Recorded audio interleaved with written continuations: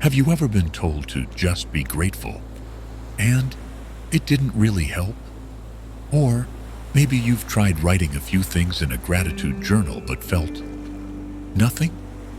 That's because gratitude isn't about forcing positivity. And it's definitely not about pretending everything's fine when it's not. So what is gratitude really? Let's get one thing clear. Gratitude is not politeness. And confusing the two is exactly why so many people give up on the idea of practicing gratitude, because they think it's shallow or fake. Politeness is social. It's cultural. You say thank you because that's what you were taught to say. It's automatic. You say it when someone hands you your coffee or lets you merge in traffic. But true gratitude is deeply personal. It doesn't come from obligation. It comes from awareness. Politeness lives in the mouth. Gratitude lives in the heart. Think about it. You can say thank you 100 times a day and still feel bitter, anxious, or frustrated on the inside.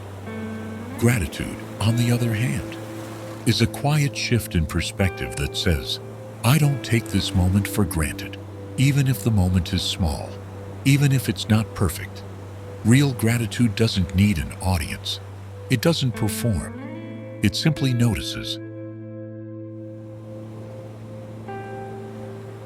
So what is gratitude, really? Gratitude is the ability to say, this is enough. This moment, this breath, this imperfect situation. There is still something here I can cherish. It's the skill. And yes, it is a skill of seeing the value in what already exists. It doesn't mean ignoring your problems. It means not letting your problems blind you to everything else.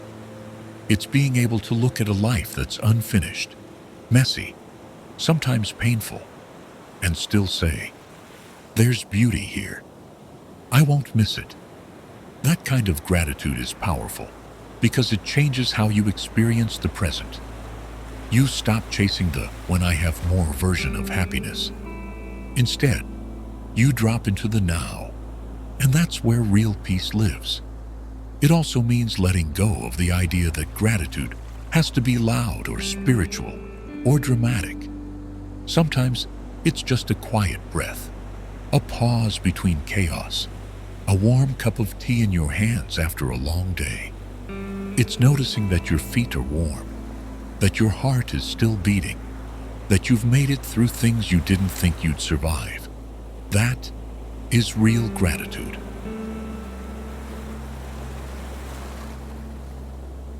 You've probably heard that gratitude changes your life.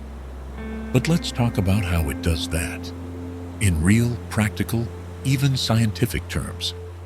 First, gratitude rewires your brain. When you focus on what you appreciate, your brain starts creating new neural pathways. You strengthen your ability to notice what's working, instead of obsessing over what's broken. This isn't woo-woo. It's neuroplasticity. And it means you can train your brain to scan for peace instead of problems. Second, gratitude regulates your nervous system. When you pause to feel genuinely grateful, you activate your parasympathetic system, the rest and digest state. That's the opposite of fight or flight. Your breathing slows, your body relaxes, your mind stops spiraling. And finally, gratitude helps you build emotional resilience. It doesn't erase hard things, but it gives you a stable ground to stand on while you face them. It's the difference between drowning in the storm and remembering you can still float. Gratitude gives you the ability to say, yes, this is hard, and I'm still okay. And the more you practice it, the easier it becomes to bounce back, to stay calm, to keep perspective, no matter what life throws at you. So how do you bring this into your daily life without adding another complicated routine? Here's the truth. Gratitude works best when it's simple. It's not about writing 20 things in a journal if it feels forced. It's about finding a real moment and actually feeling it. Start by choosing a trigger habit, something you already do daily, and pair it with a gratitude check-in. For example, while brushing your teeth, ask, "What felt good today?" While drinking your morning coffee, pause and think, "What am I lucky to have right now?" When lying in bed at night, scan your day for one small thing that brought a smile. And when it feels like there's nothing to be grateful for, that's when the practice matters most. Because that's when you look deeper.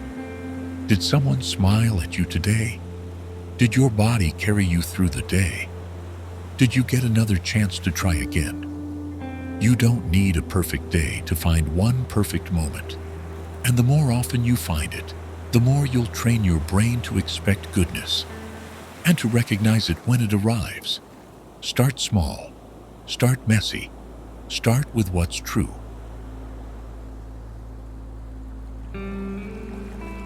If this speaks to you, if you're ready to bring more peace, presence, and joy into your daily life, I have something for you.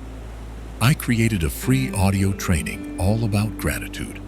It's 12 short, simple lessons to help you build this practice from the inside out. You can listen anytime, anywhere. No fluff, just real transformation. The link is in the description below, and it's completely free. Start today, because your life doesn't have to be perfect to feel full. You just have to see it differently.